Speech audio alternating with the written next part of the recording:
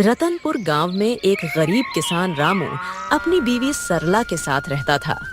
सुबह के वक्त मिट्टी के छोटे से घर में चूल्हा जल रहा था, जिस पर लोहे की कढ़ाई में थोड़ी सी सब्जी पक रही थी। अचानक दरवाजा खटखटाने की आवाज आती है। अरे इतनी सुबह सुबह कौन इतने जोर जोर से दरवाजा पीट रहा है?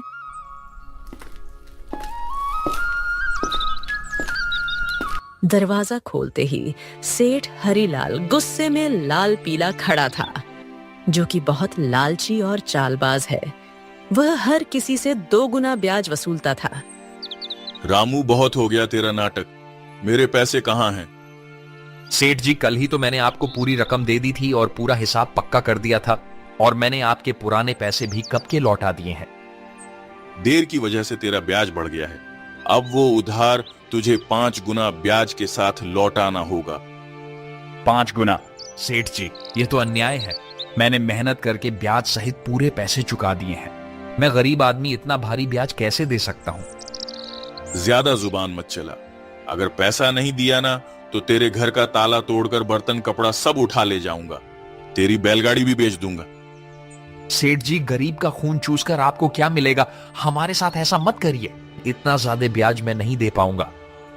पैसे तो तुझे देने ही पड़ेंगे। देख लूंगा मैं तुझे। याद रखना रामू, हरीलाल से पंगा लेना आसान नहीं है। सेठ रामू को धमकाते हुए चला जाता है, लेकिन जाते जाते अपने नौकर को कहता है, इस गरीब भिखारी की इतनी मजाल, मुझे ना बोलकर इसने गलती कर दी। इसे तो सबक सिखाना पड़ेगा ताकि गांव में बाकी गरीब भी डर में रहे। आप बताइए, ये जिंदगी कब बदलेगी? रोज रोज 2 वक्त की रोटी के लिए जूझना पड़ता है। कभी मन करता है घर की टूटी छत ठीक करवा दूं, तो कभी सोचती हूँ कि हमारे पास भी अच्छे कपड़े हों, लेकिन लगता है किस्मत ने हमें बस तंगी ही दी है। मुझे पता है तुम्हें तकलीफ है, पर मैं क्या करूं?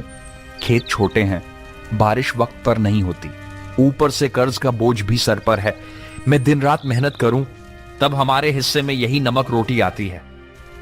मेहनत? हाँ, मेहनत तो आप करते हैं, लेकिन भगवान हमारी सुनता ही कहाँ है। लगता है जैसे भाग्य ने हमें इस गरीबी में ही सड़ने के लिए भेजा है। सरला ने आह भरी, पर चुपचाप सब्जी पकाने लगी। कमरे में सन्नाटा था। रामू ने मन ही मन ठान लिया, आज खेत में चाहे जान निकल जाए, पर घर लौटकर कुछ ऐसा लाऊंगा जिससे सरला के चेहरे पर मुस्कान आ जाए। रामू को नहीं पता था कि आज का दिन उसकी जिंदगी की सबसे बड़ी कहानी की शुरुआत करने वाला है। सुबह के वक्त रामू खेत जाने के लिए घर से निकल रहा है। सुबह की हल्की हल्की धूप खेतों पर पड़ रही थी। सरला के मन में आज कुछ हलचल सी चल रही थी। रामू रोज गांव के बीच से होकर जाने वाला रास्ता मंदिर के पास से गुजरता था। रामू रोज इसी रास्ते से जाता था, क्योंकि यही सबसे छोटा और आसान रास्ता था। मंदिर में उस वक्त बस पुजारी ही थे जो सफाई कर रहे थे। प्रणाम पंडित जी, कैसे हैं आप? तबीयत ठीक है ना आपकी? हाँ बेटा, सब अच्छा है। भगवान का आशीर्वाद तुझ पर हमेशा बना रहे। पुजारी से बात करके रामू अपने खेत की तरफ निकल जाता है। उसी शाम गांव का सबसे अमीर सेठ हरीलाल अपने नौकर के साथ बैठा था। वह बहुत लालची और चालाक था। उसके मन में एक खतरनाक योजना पनप रही थी। सेठ हरीलाल अपने बड़े से घर में खाट पर बैठा पान चबा रहा था। पास में उसका नौकर कालू खड़ा था। अरे कालू सुन, मंदिर के गहनों को देखकर मेरा जी ललचा गया है। कल रात मंदिर में जो सोने चांदी के गहने हैं ना, वो मेरे घर में होने चाहिए। गांव वाले मेरी इज्जत करते हैं, लेकिन पैसा और बढ़ाना है मुझे। सेठ जी, पर यह तो पाप का काम होगा। भगवान के घर से गहने चुराना अच्छा नहीं लगेगा। अरे मूर्ख, भगवान को क्या जरूरत है गहनों की? उनका क्या होगा इनसे? असली भगवान तो पैसा है, और पैसा इंसान के हाथ में अच्छा लगता है। पर गांव वाले अगर उनको पता चल गया तो? बस यही तो मजा है। चोरी हम करेंगे और इल्जाम किसी और पर लगेगा। पता है किस पर? उस गरीब रामू पर। आज उसकी और उसकी बीवी की जुबान बहुत ज्यादा ही चल रही थी। रामू, वो तो रोज मंदिर के पास से ही अपने खेत के लिए जाता है ना? हाँ, हम इसी बात का फायदा उठाएंगे। सबको लगेगा कि उसी ने चोरी की। गांव वाले पहले ही उसे तिरछी नजरों से देखते हैं। बस आज रात ही हम अपना काम कर देंगे और सुबह हंगामा हो जाएगा। तू बस ये याद रख, कोई गलती नहीं होनी चाहिए। आधी रात को हम मंदिर में घुसेंगे, गहने उठाएंगे और अपने गोदाम में छुपा देंगे। सुबह मैं खुद शोर मचाऊंगा और रामू का नाम लूंगा। कालू डरते डरते सिर हिलाता है और अपने सेठ की बात मान लेता है। रात का समय था। गांव में हर तरफ सन्नाटा था। बस कहीं कहीं कुत्तों के भौंकने की आवाज आ रही थी। उस रात सेठ लालच में अंधा हो जाता है और इस घिनौनी साजिश को अंजाम देता है। अपने नौकर से मंदिर में चोरी करवाता है। पास ही अंधेरे में एक काली बिल्ली म्याऊं करके गुजर जाती है, जैसे वो इस पाप की गवाही दे रही हो। अगली सुबह गांव के बीचों बीच मंदिर के सामने एक भीड़ इकट्ठी हो गई थी। हर कोई जोर जोर से बातें कर रहा था। माहौल में घबराहट और गुस्से की गूंज थी। अरे यह क्या हो गया? मंदिर के सारे सोने के गहने रातों रात गायब हो गए। इतना बड़ा अपशकुन, भगवान के गहने चुरा ले गया कोई। ये तो बहुत बुरी बात है। इसी बीच रामू रोज की तरह खेत की तरफ जाने के लिए उसी रास्ते से गुजर रहा था। भीड़ देखकर वो रुक गया और पास आ गया। अरे क्या हो गया भाई लोग, इतनी सुबह सुबह ये भीड़ किस बात की है? अरे रामू, तूने सुना नहीं, मंदिर में चोरी हो गई। भगवान के सारे गहने कोई उठा ले गया। रामू यह सुनकर चौंक जाता है। भीड़ में खड़ा सेठ, जो असल में चोरी किया था, वह बहुत मासूम बन रहा था। पंडित जी आप बताइए, कल रात तक तो गहने मंदिर में थे, फिर अचानक कौन ले गया? आप बताइए पंडित जी, क्या आपने मंदिर के आसपास किसी को आते जाते देखा है? आपको किसी पर शक है क्या? अरे मैंने देखा है रामू, रोज मंदिर के रास्ते से आना जाना करता है। सेठ जी, कल तक तो सब कुछ ठीक ठाक था। मंदिर के पास से तो कई लोग गुजरते हैं, लेकिन रोज सुबह सुबह खेत की तरफ जाने के लिए रामू इधर से निकलता है। मगर रामू ऐसा काम करेगा मुझे नहीं लगता। अरे पंडित जी, जमाना खराब है, आदमी की नीयत कब बदल जाए क्या पता। और वैसे भी जिसने किया है वो मुंह से कभी मानेगा नहीं। मैंने अपनी आंखों से देखा है। रात को जब मैं खेत की तरफ जा रहा था, रामू मंदिर के पास चुपके चुपके घूम रहा था। ये क्या कह रहे हो आप लोग? मैंने कोई चोरी नहीं की है। इतना बड़ा पाप मुझ पर मत डालो। अरे हाँ, ये गरीब आदमी है, पैसों की तंगी में है, ये कर भी सकता है ये काम। ये लोग मुंह पर अच्छे बनते हैं। अरे भगवान से डरिए आप लोग, हमने कुछ नहीं किया। हम गरीब जरूर हैं, लेकिन चोर नहीं। मेरे पति जितना ईमानदार इंसान इस पूरे गांव में कोई नहीं है। ऐसा मत कहिए, वरना भगवान आप लोगों को कभी माफ नहीं करेगा। रामू और उसकी बीवी ने बहुत समझाने की कोशिश करी, लेकिन भीड़ मानने को तैयार नहीं थी। सब रामू को ही चोर मान बैठे। रामू और सरला की आंखों में आंसू आ गए, लेकिन भीड़ में कोई उनकी सुनने को तैयार नहीं था। गांव वालों, अब तो सब साफ है। मंदिर के गहने चुराने वाला यही रामू है और ऐसे आदमी को हमारे गांव में रहने का कोई हक नहीं। चोरी करने वाले की एक ही सजा है, गांव से बाहर निकाल देना।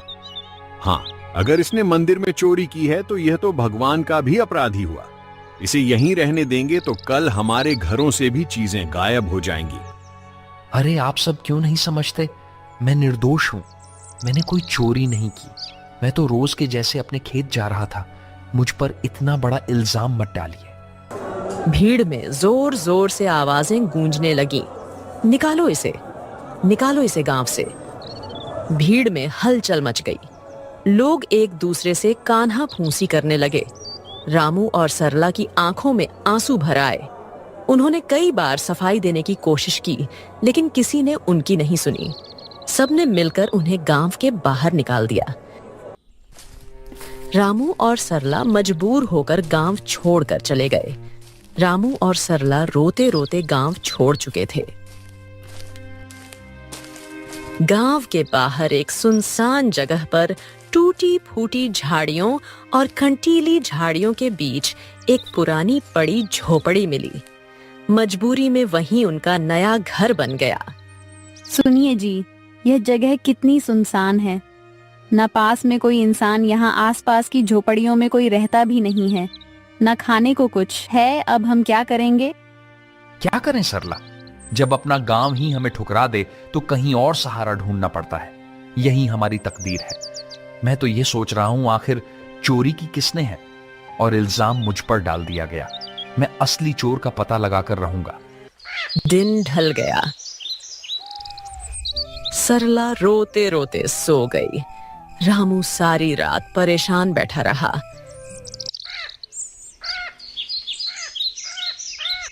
अगली सुबह जब रामू उठा तो उसने देखा कि सरला रो रो कर भूख से कमजोर हो गई है। सरला, तुम यहीं रहो, मैं कुछ खाने के लिए लाता हूं, फिर अपने खेत जाऊंगा दूसरे गांव से होते हुए। तुम दरवाजा अंदर से बंद करके आराम करो। इतना कहकर रामू जंगल की ओर चल गया।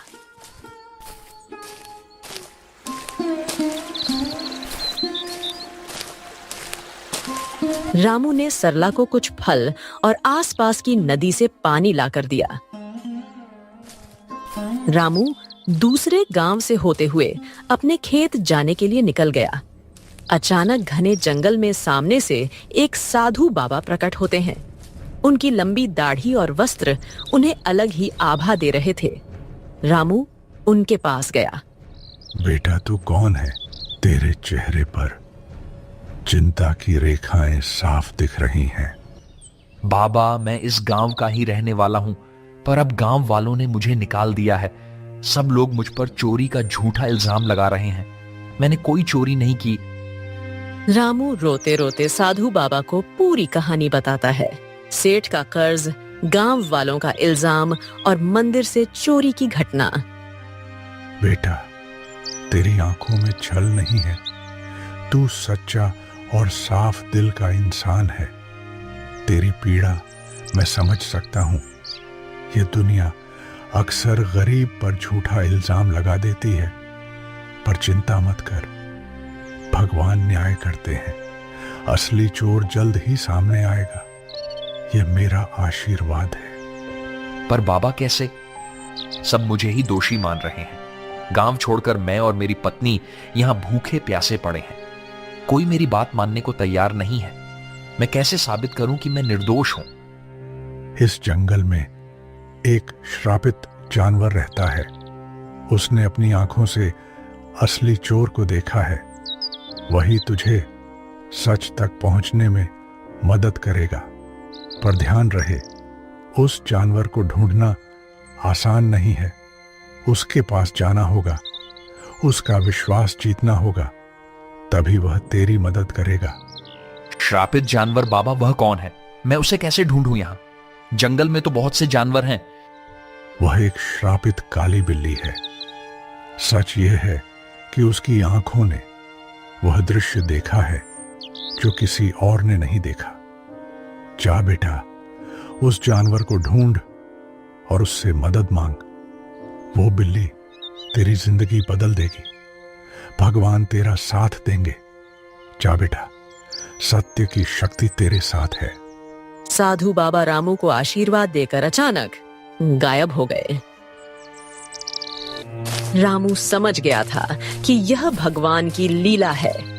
रामू तुरंत ही बाबा के बताए अनुसार उस बिल्ली को ढूंढने के लिए निकल गया। जंगल का सन्नाटा, पत्तों की सरसराहट। रामू थका हारा, भूखा प्यासा, उम्मीद के सहारे इधर उधर भटक रहा था। उसने पूरा जंगल छान मारा, पर उसे वो काली बिल्ली कहीं नहीं मिली। दिन ढलने को आया। रामू अब निराश होकर अपनी झोपड़ी की तरफ जा रहा था। अचानक तभी उसकी नजर एक काली बिल्ली पर पड़ी। बिल्ली की चमकती आंखें दो अंगारों जैसी दिखाई दे रही थीं।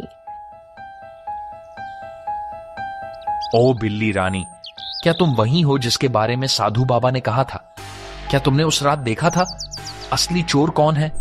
माँ, बिल्ली, क्या तुम मेरी मदद करोगी? मुझ पर झूठा इल्जाम लगाकर गांव से निकाल दिया गया है। क्या तुम सच जानती हो? मुझे बता दो, असली चोर कौन है? बिल्ली उसकी आंखों में देखती है। रामू का साफ दिल और अच्छी नीयत देखकर जैसे उसे सब समझ आ गया हो। अचानक बिल्ली की आंखों से एक अजीब सी चमक निकलती है और वह इंसानी आवाज में बोल उठती है। रामू, तुम्हारे साथ बहुत बड़ा अन्याय हुआ है। मंदिर के गहने तुमने नहीं चुराए। असली चोर तुम्हारे गांव का सेठ और उसका नौकर है। दोनों ने मिलकर मंदिर से गहने चुराए और चोरी का इल्जाम तुम्हारे सिर पर चढ़ा दिया ताकि कोई शक न करे।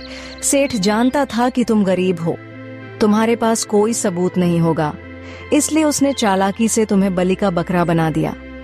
क्या गांव का सेठ, वही जो सबसे धर्म और दान की बातें करता है, और उसका नौकर भी तो यही सच्चाई है? गांव वालों ने मेरी ईमानदारी पर शक किया और असली अपराधी चैन से सो रहा है। मां बिल्ली, अब मैं क्या करूं? यह सच गांव वालों तक कैसे पहुंचाऊं? समय आने दो रामू, सच को कोई दबा नहीं सकता। मैं तुम्हारी मदद करूंगी। तुम मुझे कल गांव लेकर चलो। मैं वहां जाकर सबको सारी सच्चाई बताऊंगी और तुम्हें निर्दोष साबित करूंगी। रामू को बिल्ली की बातें सुनकर राहत मिलती है।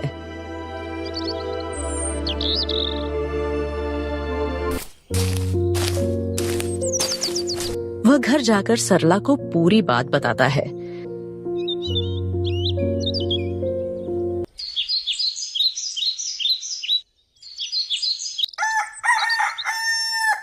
अगली सुबह रामू और सरला बिल्ली को लेकर गांव जाते हैं और सबको बुलाते हैं।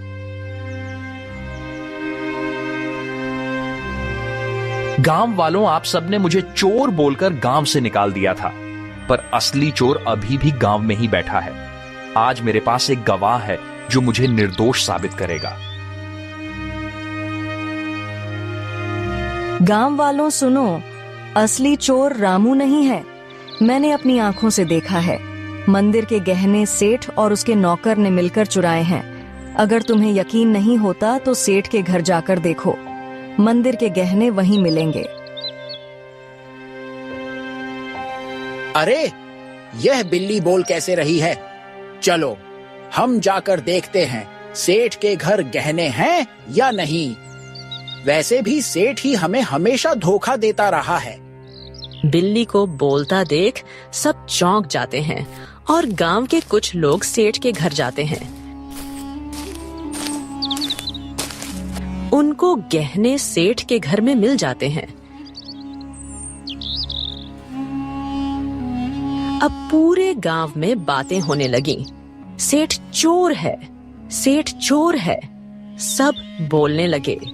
सेठ ने चालाकी से अपने नौकर को इशारा करा और सारा इल्जाम नौकर पर डाल दिया। अरे नहीं नहीं, मैं चोर नहीं हूँ। ये सब मेरे नौकर की करतूत है। उसने ही चोरी की है। मैं तो खुद हैरान हूँ।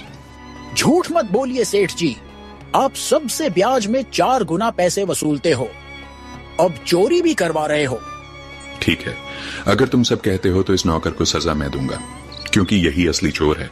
मुझे इस बारे में कुछ नहीं पता था। सेठ ने पूरे गहने वापस मंदिर में रखवा दिए। अब गांव में उसकी कोई इज्जत नहीं करता है। पूरे गांव वालों ने रामू से माफी मांगी। उन्हें अपनी गलती का एहसास हो गया। सबने पूरे आदर सम्मान के साथ रामू और सरला को गांव वापस बुलाया।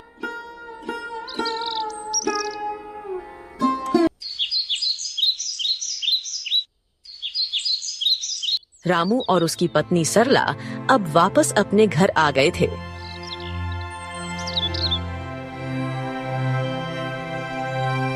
शाम का समय, हल्की ठंडी हवा चल रही है। रामू बोलने वाली बिल्ली के साथ खेत की तरफ जा रहा था।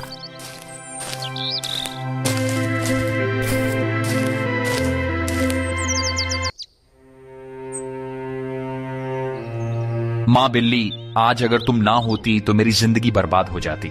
तुम्हारे ही कारण ही मुझे इज्जत वापस मिली। तुम्हारा बहुत बहुत धन्यवाद। रामू, अब मुझे तुमसे एक आखिरी बात कहनी है।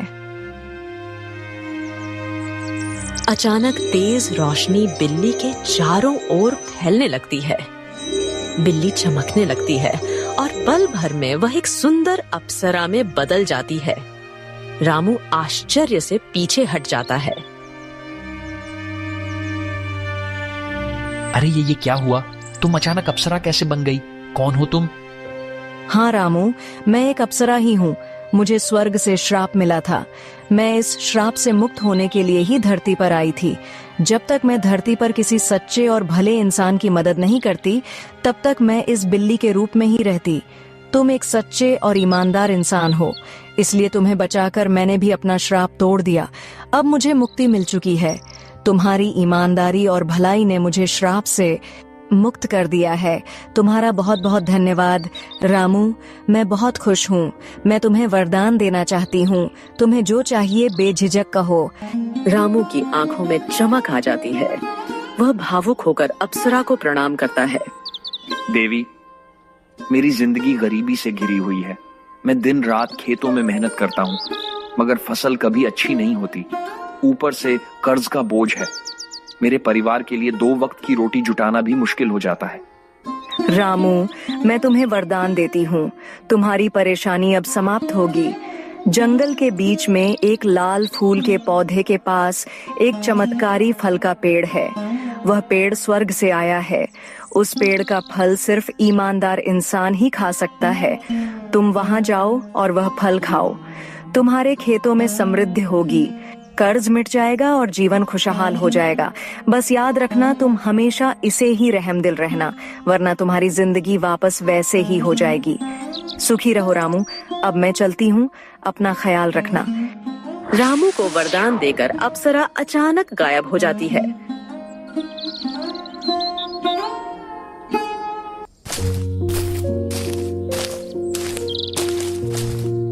रामू जंगल में चारों तरफ उस चमत्कारी पेड़ को ढूंढता है।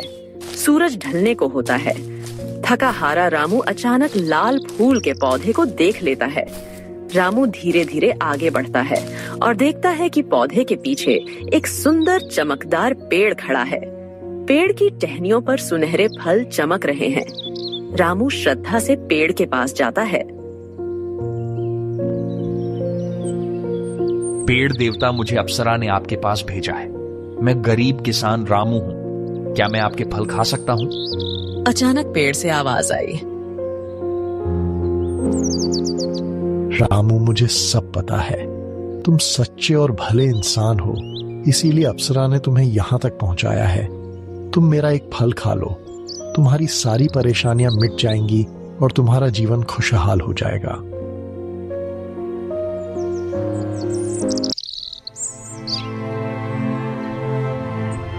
रामू पेड़ से एक सुनहरा फल तोड़कर खाता है। अचानक उसके शरीर में एक अजीब सी ऊर्जा दौड़ जाती है। वह पेड़ को धन्यवाद करके अपने घर की ओर निकल जाता है। और जैसे ही वह घर के पास पहुंचता है, उसकी झोपड़ी एक सुंदर बड़ा आलीशान घर में बदल जाती है।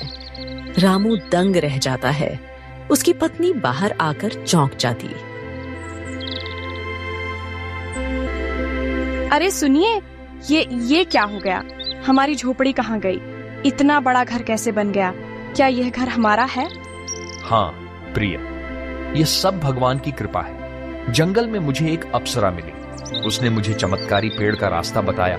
उस पेड़ ने मुझे फल दिया और जैसे ही मैंने खाया, हमारी किस्मत बदल गई। रामू ने सरला को उस स्वर्ग से आई श्रापित बिल्ली की पूरी कहानी बताई।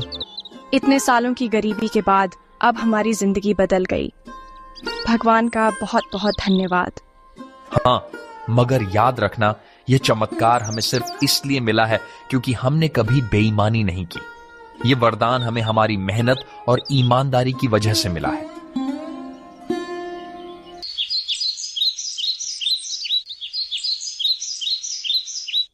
अब रामू और सरला अपने नए घर में खुशी से रहने लगे।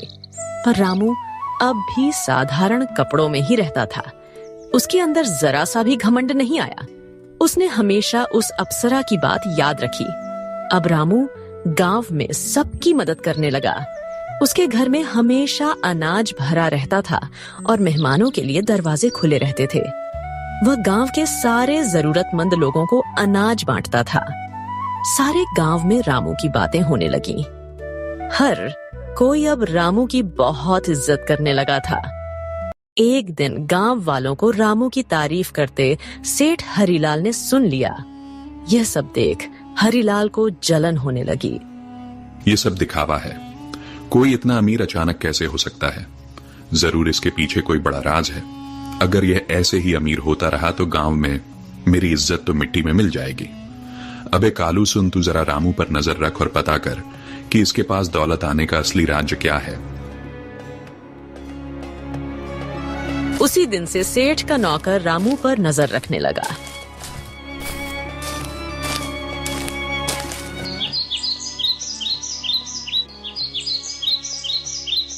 एक दिन सेठ का नौकर रामू का पीछा कर रहा था। उसने देखा कि रामू जंगल में जाकर उस चमत्कारी पेड़ से बात कर रहा है।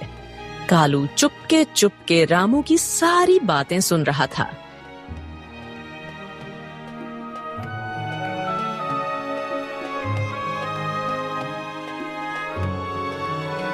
सेठ जी, मैंने सब देख लिया, सब पता कर लिया। रामू उस जंगल के बीच वाले पेड़ से बात कर रहा था। उसने उस पेड़ का फल खाया है जिसकी वजह से उसकी गरीबी दूर हुई और वह अमीर बन गया। क्या सच में? तो चल अभी उसी पेड़ के पास चलते हैं। अगर रामू अमीर हो सकता है तो मैं क्यों नहीं? मैं तो उससे भी बड़ा अमीर बनूंगा। मेरे पास तो पहले से ही ताकत और पैसा है। उस पेड़ को मैं अपनी मुट्ठी में कर लूंगा। सेठ लालच में आकर तुरंत अपने नौकर के साथ जंगल की ओर निकल गया। पर उसे क्या पता था, आज यह लालच उसे ले डूबेगी। वो लोग पेड़ के पास पहुंचे और फल तोड़ने की कोशिश करते हैं, पर एक भी फल उनसे नहीं टूटता। सेठ गुस्से में आकर पेड़ से कहता है, ओ पेड़, सुना है तूने रामू को फल देकर अमीर बनाया है। अब मुझे भी अपने फल दे, जल्दी कर। मैं इस पूरे गांव का सबसे बड़ा आदमी हूं। अब मैं और भी शक्तिशाली बनना चाहता हूं। सेठ, तू लालची है, अहंकारी है और बेईमान है। मैं अपना फल सिर्फ उसी को देता हूं जिसके दिल में दूसरों के लिए करुणा हो, जो ईमानदार हो और सच्चा हो। तेरे दिल में सिर्फ लालच और घमंड है, इसलिए तुझे कभी यह फल नहीं मिलेगा। क्या कहा? तू मुझे फल नहीं देगा? अरे मूर्ख पेड़, अगर तू मुझे फल नहीं देगा तो मैं तुझे जड़ से काट दूंगा। तेरे जैसे 1000 पेड़ मैं खरीद सकता हूं मैं। अब तू देख, तुझे काट कर मैं तेरे सारे फल ले लूंगा। अबे कालू, कुल्हाड़ी उठा और इसे काट डाल। गांव जाकर उस रामू को भी आज मैं खत्म कर दूंगा। कालू भाग कर जाता है और कुल्हाड़ी लेकर आता है। सेठ पेड़ को अपने पैर से मारने लगता है और उसका नौकर कुल्हाड़ी से पेड़ काटने की कोशिश करता है, लेकिन कुल्हाड़ी लगते ही चिंगारियों में निकलती है। अचानक आसमान से बिजली गिरने लगी और तेज हवा चलने लगी। ठहरो, तुम दोनों को अपने लालच और पाप का फल अब यही मिलेगा। तुम्हें दूसरों की मेहनत और भलाई से जलन थी, अब तुम्हें इसका परिणाम भुगतना होगा। अचानक पेड़ से एक चिंगारी निकलती है। सेठ और उसका नौकर वहीं जलकर राख हो जाते हैं। सच्चाई और ईमानदारी की राह चाहे कितनी भी कठिन क्यों ना हो, अंत में जीत हमेशा अच्छाई की ही होती है। लालच और बेईमानी इंसान को कभी सुख नहीं दे सकते। भगवान भी उसी का साथ देते हैं जिसका दिल साफ हो और जो दूसरों की मदद करता है। इसीलिए हमें हमेशा नेक रास्ते पर चलना चाहिए।